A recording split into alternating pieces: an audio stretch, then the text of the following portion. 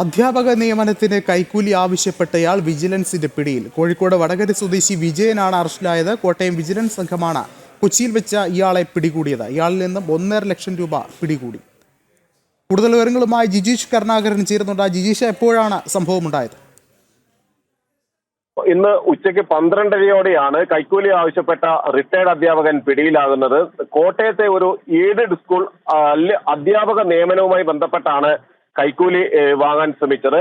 3 അധ്യാപകർക്ക് നിയമനം നഷ്ടപ്പെട്ടിരുന്നു ചില സാങ്കേതിക കാരണങ്ങളാൽ. തുടർന്ന് അവർ അപ്പീൽ നൽകി, വിദ്യാഭ്യാസ വകുപ്പിൽ തന്നെ അപ്പീൽ നൽകി. അത് തള്ളിയതിനെ തുടർന്ന് ഹൈക്കോടതിയെ സമീപിക്കുകയും ഹൈക്കോടതി സർക്കാരിന്റെ തീരുമാനത്തിലേക്ക് വിടുകയും ചെയ്തു. പിന്നീട് ഇവർക്ക് നിയമനം ലഭിച്ചു. ഈ നിയമനം ലഭിച്ചത് തന്റെ ഇടപെടലിലൂടെയാണ് എന്ന് പറഞ്ഞുകൊണ്ടാണ് KSTA മുൻ നേതാവ് കൂടിയായ അധ്യാപകൻ പണം ആവശ്യപ്പെട്ടത്. 3 അധ്യാപകരോട് പണം ആവശ്യപ്പെട്ടു.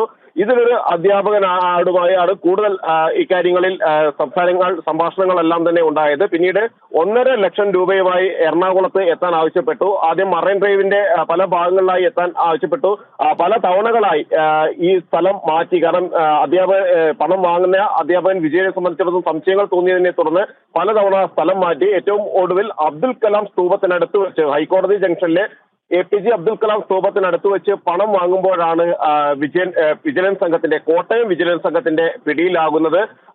1.5 ലക്ഷം രൂപയുമായിട്ടാണ് ഇയാൾ പിടിയിലായത്. തുടർന്ന് നടപടികൾ പൂർത്തിയാക്കിയ ശേഷം കോട്ടയത്തേക്ക് കൊണ്ടുപോകും. കോട്ടയം വിജിലൻസ് കോടതിയിലായിരിക്കും പ്രതിയെ ഹാജരാക്കുക. കോട്ടയം വിജിലൻസ് DOSP VR രവികുമാറിന്റെ നേതൃത്വത്തിലായിരുന്നു അറസ്റ്റ്.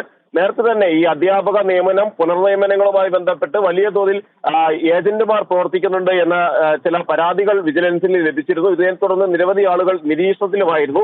ഇതിനിടയിലാണ് കോഴിക്കോട് വടകര സ്വദേശിയായ വിജയൻ അധ്യാപകരിൽ നിന്ന് പണം വാങ്ങി എന്നതിന്റെ വിവരങ്ങൾ ലഭിക്കുന്നത്. സെക്രട്ടേറിയറ്റ് കേന്ദ്രീകരിച്ചായിരുന്നു ഈ അധ്യാപകൻ പ്രവർത്തിച്ചിരുന്നത്. കഴിഞ്ഞ 8 വർഷത്തോളമായി സെക്രട്ടേറിയറ്റിന്റെ പല ഭാഗങ്ങളിലായി നിന്ന് അവിടെ ഈ അധ്യാപക നിയമനം അടക്കമുള്ള കാര്യങ്ങൾക്ക് വരുന്നവരോട് താൻ അത്തരം കാര്യങ്ങൾ ശരിയാക്കി നൽകാമെന്നും തനിക്ക് അതിന് കമ്മീഷൻ നൽകണമെന്നും എല്ലാം പറഞ്ഞുകൊണ്ട് അവരെ ബന്ധപ്പെടുകയും പിന്നീട് ഈ കാര്യങ്ങൾ ശരിയാകുമ്പോൾ അവരിൽ നിന്ന് പണം വാങ്ങുകയുമാണ് ചെയ്തത്. വിശദമായ ഒരു അന്വേഷണത്തിലേക്കാണ് കടക്കുന്നത് എന്നാണ് വിജിലൻസ് സംഘം വ്യക്തമാക്കുന്നത്. കാരണം ഈ സെക്രട്ടേറിയറ്റിലെ ഏതെങ്കിലും ഉദ്യോഗസ്ഥർക്ക് ഈ ഇടപാടിൽ പങ്കുണ്ടോ, അല്ലെങ്കിൽ സാധാരണ നിലയിൽ സർക്കാർ തലത്തിൽ നടക്കുന്ന നിയമനങ്ങളും പുനർനിയമനങ്ങളുമായി ബന്ധപ്പെട്ട് ആ പേര് ഉപയോഗിച്ചുകൊണ്ട് പണം കൈപ്പറ്റുകയായിരുന്നു അധ്യാപകൻ ചെയ്തത് എന്നതടക്കമുള്ള കാര്യങ്ങളിലാണ് പ്രധാനമായും അന്വേഷണം നടക്കുകയും ചെയ്യുന്നത്. ശരി, ജിജീഷ് കരുണാകരനാണ് വിവരങ്ങൾ നൽകിയത്.